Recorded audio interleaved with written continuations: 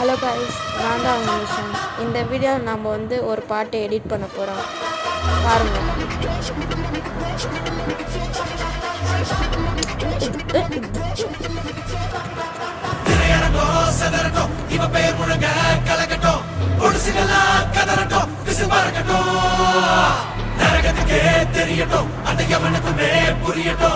உலகத்துக்கே கேட்கட்டும், செவி கிழியட்டும்.